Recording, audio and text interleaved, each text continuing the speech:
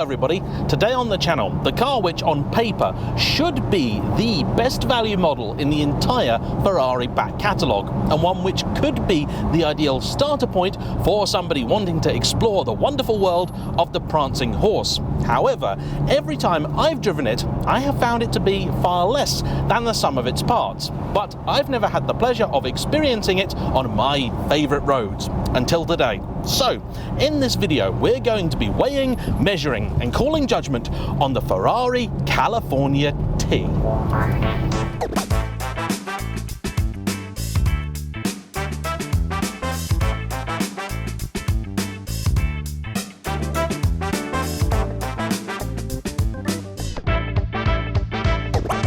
The arrival of the original California back in 2008 was something of a shock, because up until that point, every single model in the Ferrari lineup was designed, I think, primarily as a driver's tool. And then, when the California landed, it came with a very different mission brief.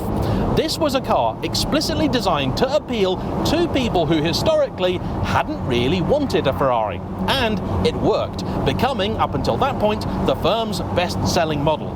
But in spite of this, plenty of people, particularly purists, were not happy. They were quick to moan about its faux retro looks, its Lexus-inspired stacked exhausts, the fact that clearly the engine was in the wrong place because any Ferrari 8 should be in the back and not the front.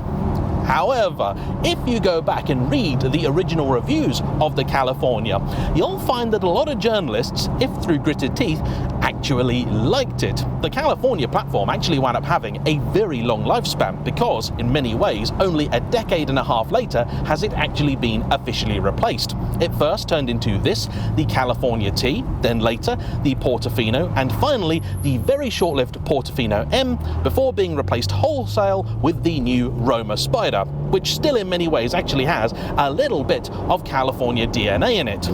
In any case, let's wind the clock back a little bit to this, the second iteration of the car, the California T. And the big news here, of course, was what the T stood for: turbo. It's easy to forget in this day and age, but this was a very big deal because the California T was Maranello's first forced induction car since the F40. And naturally, just about every review wanted to underline that fact because they were all desperate to make sure that people knew this was going to be a cool car. It was for that reason that with the California T, they also did away with the original California's retro-inspired looks that actually today, I think, are rather cool and help set it apart from the few rivals that it admittedly had in the super high-end, sporty-ish convertible segment. Naturally, this being Ferrari that we're talking about, the transition to forced induction also meant the introduction of a whole new engine family. Dubbed the F154, it had a smaller displacement than the outgoing F136. In the old car, it was a 4.3 litre unit, and this 3.9, but flanked by a pair of turbochargers. Power rose by about 100 horses compared with the original California, from 460 to 560, but torque went up by nearly 50% to 557 pound-foot. That's 755 newton meters. In other words, a lot.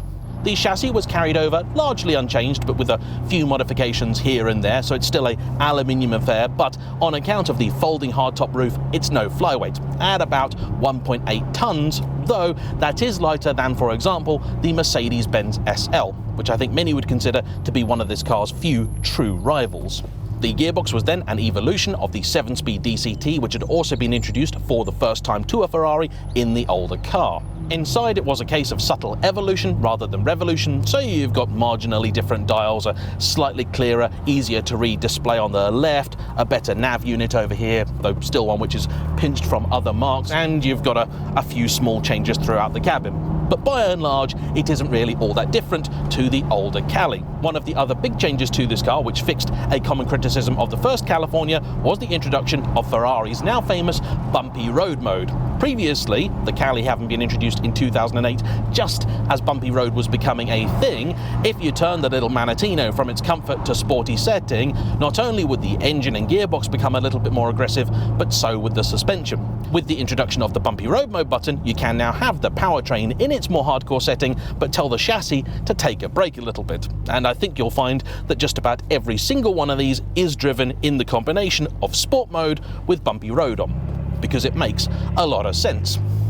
Like the old California, the T is the subject today of, I think, more than a little bit of revisionism. When the car first landed in 2014, many felt it was a big and much needed improvement over the California, which weirdly they'd really liked about 6 years earlier. Then, in 2016, Ferrari introduced the Handling Speciale pack for this, which featured stiffer dampers, different springs, revised software for the gearbox, a marginally louder exhaust, and a few subtle cosmetic tweaks too. And when that landed, everybody said, yes, this is much more the car the Cali T should have always been. What I've got here today is a 2016 example of essentially the regular car. No Handling Speciale pack, not even any carbon fibre in the interior. It has the optional wheels, which just about every Cali T seems to, but beyond that, there isn't really all that much. It is Nero Daytona over Nero interior. That's black on black to you and me, and so I think it represents what is really the entry point into the California T. So, is this actually a car that is confused as every review would have you believe? Or is it a little bit more complicated than that? Well, now we're just on my favourite little bit of B-road. Time to find out.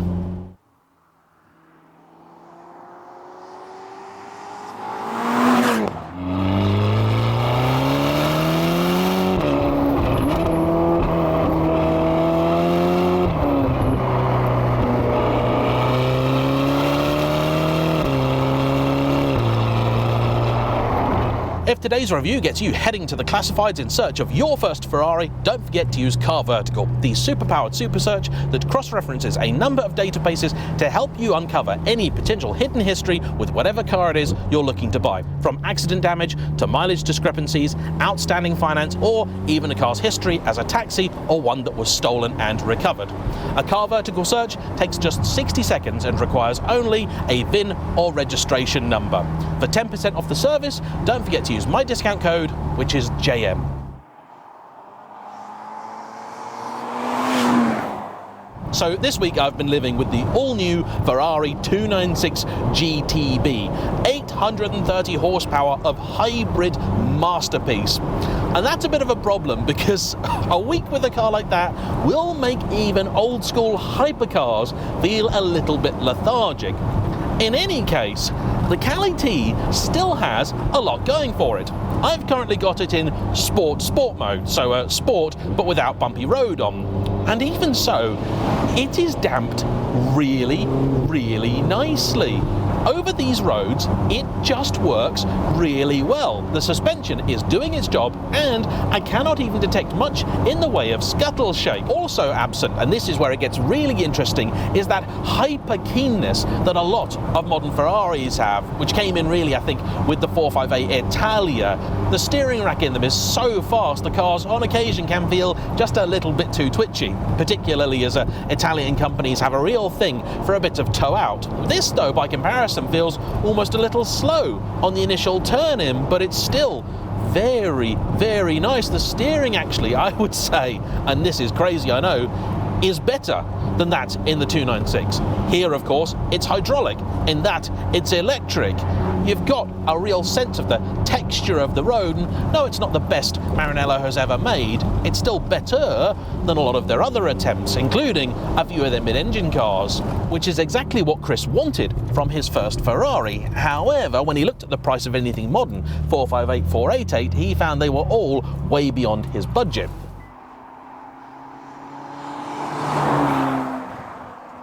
Historically, he's been a big Porsche fan, so he's had a number of Caymans, a variety of 911s, including a 991 Targa and even a GT3. But he decided that it was time to buy himself a Ferrari.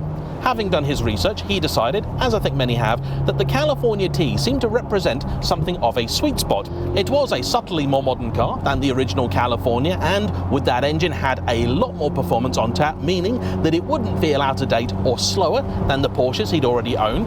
Plus, depreciation had already done its thing, and even when he picked this up about 18 months ago, you could have them for just under £100,000, meaning that they were, say, about 20 to 30 grand more than a California, but they seemed to justify that extra expense. It being a newer car, he could also get it from a main dealer with all the benefits you get by buying from one, and he thought it was going to be a fairly safe bet. A few little niggles aside, he's actually really enjoyed living with the T, and I've got to be honest, now I've had the chance to drive one properly, I kinda get it. The last time I drove one of these, it was down at Meridian, and in fact, I drove two of them, a Cali T and one with the handling pack equipped, because a friend of mine was thinking of buying one and we were trying to work out whether the handling pack cars were worth the extra. You can actually also retrofit the handling pack to some of the later cars, including the exhaust, and that was the main reason that we were driving a pair of them. We actually at the time didn't really feel like there was much between the two. However, there is a possibility that maybe it was just the day, the roads we were on, the situation we were in. Around Meridian is not a great place to test a car like this, sadly, but we just thought the Cali T overall was a bit Here and now though, it does actually seem to have an awful lot going for it. Let's start with that engine. It's got a huge amount of pull. Yes, I've just come out of the 296, which does blunt its impact somewhat, but still 550 plus torques and horsepowers. That's a lot of anybody's money, even when it's got to drag along a car that is relatively heavy. This means that it will go toe-to-toe with the spicier Merc SL, say the 63, which is a car that I really do love, and in some ways I think might feel a little bit more upmarket than this. But still, the engine here is fabulous, as is the gearbox, and that's an area where the car is definitely better than the Mercedes. Even in the original California, I thought the early Ferrari DCT was actually pretty decent. Its weakness is around town. If you put it in auto mode, it's good enough, but particularly on the approach to a junction, if you suddenly decide you're not going to stop, it can get caught out quite easily. The F12 is exactly the same. When you're then out and about and on the road, it also just wants to try and get you into the highest gear it can as quickly as possible. Much like the DCT in the BMW E92 M3, there isn't actually a sport automatic mode for this. It's just auto or manual. And to be honest, for the most part, you want it in manual. I actually have to say, I also really like the aluminium paddles that this car has. I know people, when it comes to Ferraris, always go gooey for as much carbon as they can possibly get, but for the most part, it's just unnecessary bling, and I like the feel of this aluminium. It's real, it looks nice, and it helps lift this otherwise, I think, fairly dull interior, which has some lovely shapes to it, but in black is just a bit meh. The car is technically a 2+2, but to be honest, I've always really regarded those rear seats as extra stowage, and I think that's probably the best way to view them, unless you've got particularly young children that haven't yet grown their legs. They'll be able to use them and nobody else. The boot is actually a reasonable size, and of course it's a little bit better with the roof up than down. You can move a little cover out the way, and so if you want to do a nice long trip, it's a fine way to do it. Have the roof up for the journey there, so you've got extra stowage space, and then when you arrive, take your stuff out and get the roof down for a bit of enjoyment. Speaking of which, the roof can go up or down when you are at a very low speed. Okay, so actually I think you've just got to be stopped for the roof to work, and here it goes. I suppose I should try this just you know, for science, and I'll put it back down in about 2 seconds. It's fairly slick, fairly quick, and I have to say, when you're in the car with the roof in place, it's quite a oh, it feels strange in here now. There's no creaking, there's no flexing. It does feel like I am in a coupe, and with the roof in place, the car actually has quite a nice side profile to it as well. I've always quite admired that. It's got some odd angles, these always have. It's the same all the way from the original California to the Portofino. That largely is a result of the fact it's got that hardtop. I think personally they should have just sacrificed the rear seats and given themselves a little bit of freedom in how they store the top, but I expect they did their market research and said, well, one of our key competitors is a 911, most likely a turbo, and a big selling point of those is the back seats, so it's non-negotiable. I seem to recall that one of the reasons you can't actually do the roof at speed in these early cars isn't because it's going to fall apart or anything like that, but because it actually obscures one of its own lights. Oh, I also found out the hard way, by the way, with these cars, let's say for the Portofino, where you can do the roof on the move, because there isn't really a load lip at the back. If you have, I don't know, say just, for example, a 2-litre bottle of Pepsi Max you've just bought from the shops and it's not secured, if you're going up a hill, when you open the roof, it'll just roll out. Dick Dastardly loves these cars. It is amazingly comfortable, this car, in terms of both the seats and also the ride too. I mean, I haven't even put it into Bumpy Road mode. I'm going to do that just because I can, and even without it, it's really, really plush. It's a lovely thing. The noise, granted, isn't quite so good as in the old car, because that had its lovely, glorious, naturally aspirated engine, and this, by virtue of having turbochargers, was never going to do quite so well.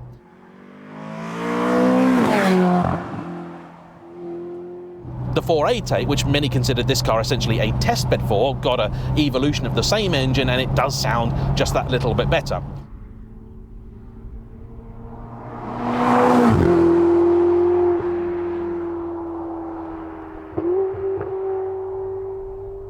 Once you get this up to a really, really high RPM, all you just hear is like a...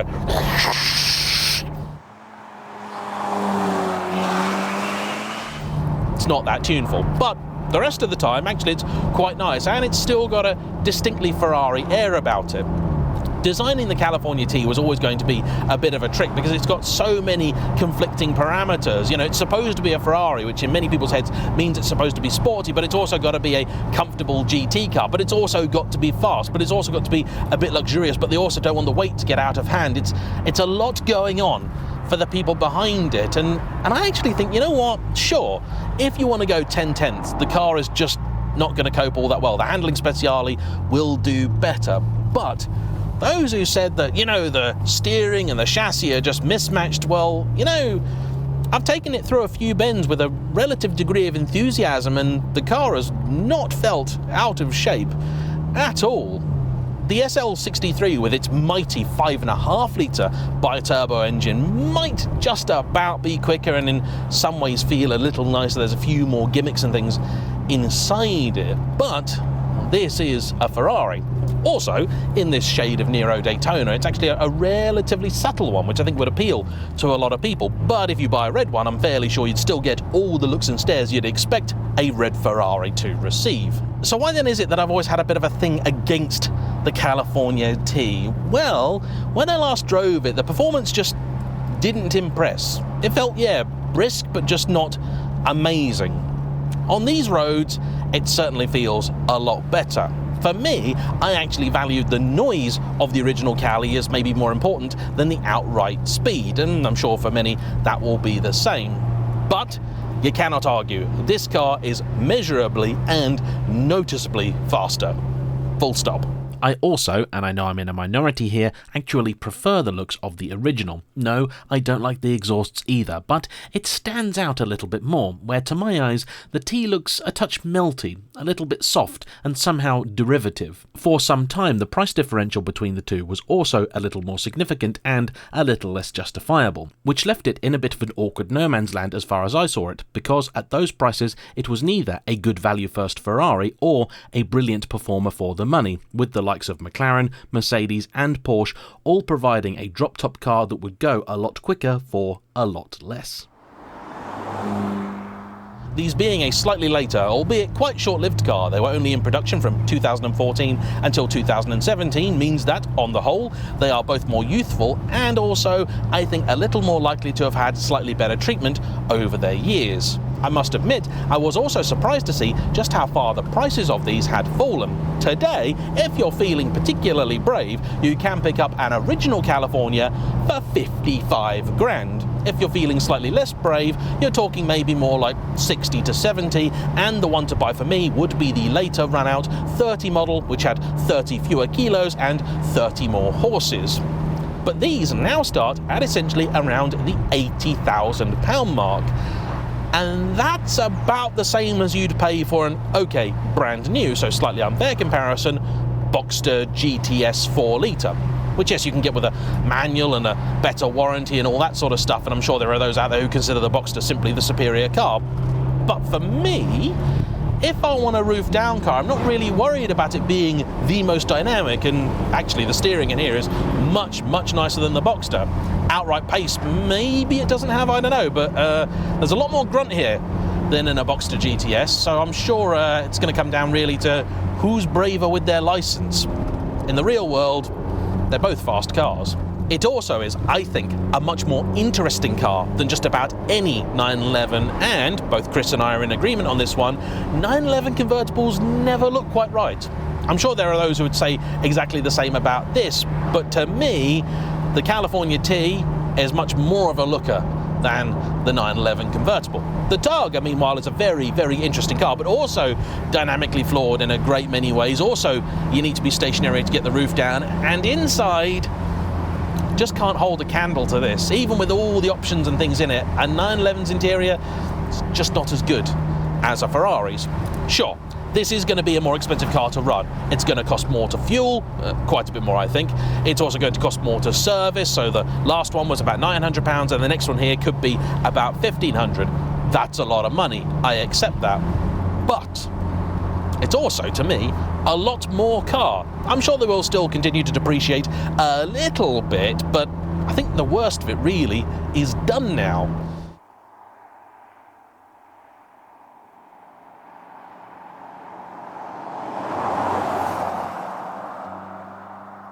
The other thing is that for me, a few years ago, these sat sort of halfway really between the Cali and the Portofino. And I would often get people come to me saying, James, I've got a California, do you think the T is really worth the upgrade? And for me, I always said no. And I think I still would. The Portofino is certainly going to feel like a very different car. It's considerably quicker again, and then you can say a similar thing, though to a lesser extent, for the Portofino M, but they're quite a bit more money. And these sat sort of just in the middle.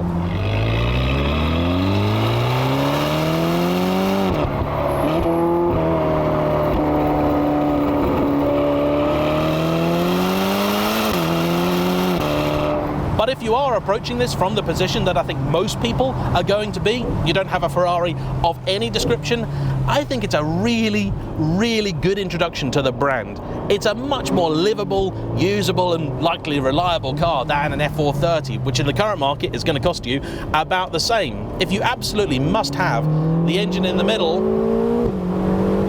one of those is a great car, but it comes with even more Ferrari-ness.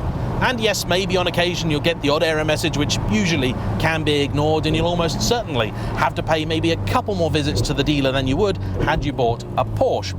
But I also happen to think this is one of those cars that if you really want to, you could use it as a daily driver. I think it's got the capability of doing that, provided you can get around the fact it doesn't have lift on it, and you can get in and out of your driveway and the car parks you use and all that sort of stuff. It'll be great.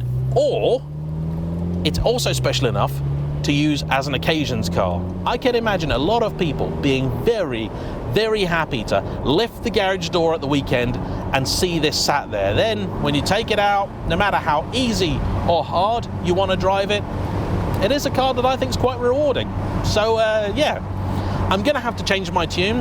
The Ferrari California T is actually not that bad a car. I still wouldn't have one. I'd have an early California. That to me is just the one to get. But if you fancy this and you don't fancy that, I'm not going to stop you. And you know, almost perfectly on time, I got a couple of warnings that Chris did tell me about. One saying engine control failure, go to dealer, and the other saying, I love this, catalyst temperature not plausible. I expect a sensor has just gone and it thinks they're 1,000,000 degrees. Anyway, I want to say a big thank you to Chris for bringing his car out, and as ever, to you for watching. Don't forget to hit the like button, comment down below, and subscribe if you haven't already. I'll see you for the next one. Bye-bye.